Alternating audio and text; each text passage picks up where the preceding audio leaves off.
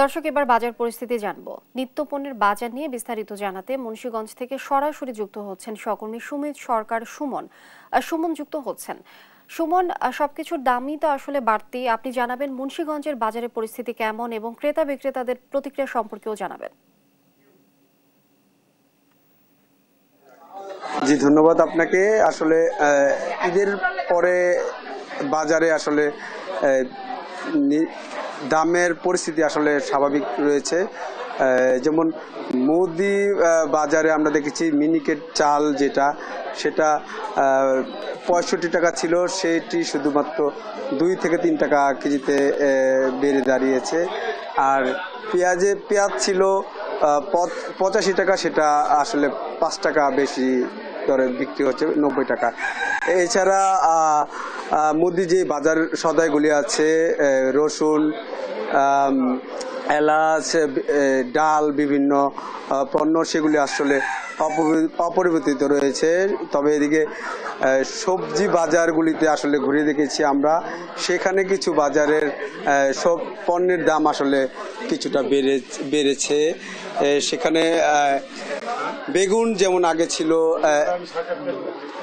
৬০ টাকা, সেই বেগুন এখন বিক্রি হচ্ছে ১৬০ টাকায়। করলা বিক্রি হয়েছে কিছুদিন আগে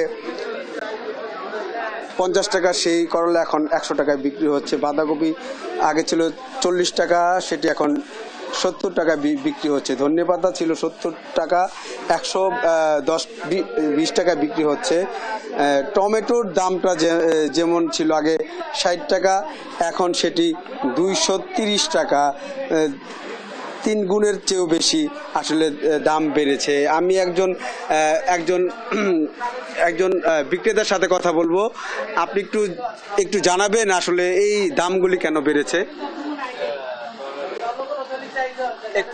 এখন এই দামটি বেড়েছে, শুনছি যে এখন খরায় মাল নষ্ট হয়ে গেছে, আবার এখন পড়তেছে বৃষ্টি, কৃষক জিনিস কিছু ফলাইতে পারছে না, তাই এখন মালের প্রভাব পড়ছে, সেই জন্য জিনিসের দাম বাড়ছে। আর এখন যে টমেটোটা আসছে এটা ইন্ডিয়া থেকে আসছে, এরা বলতেছে এখন ব্যাটবুট দিয়ে আসে, এই জন্য এটার দাম বেশি।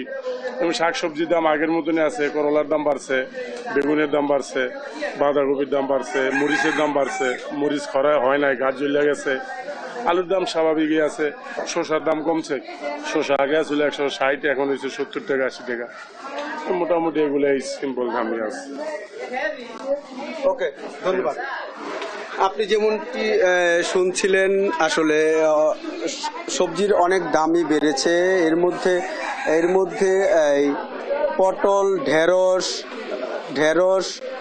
লেবু, এইসব সবজির দাম আসলে অপরিবর্তিত রয়েছে। এদিকে মাংসের বাজার আগে যেরকমটি ছিল ঠিক সেই দামে এখন বিক্রি হচ্ছে। লিলিনা, এই ছিল মুন্সিগঞ্জ বাজার থেকে আমার কাছে সর্বশেষ তথ্য। সুমন, অসংখ্য ধন্যবাদ আপনাকে। দর্শক, মুন্সিগঞ্জের বাজারের সবশেষ পরিস্থিতি জানাচ্ছিলেন আমাদের সহকর্মী সুমন।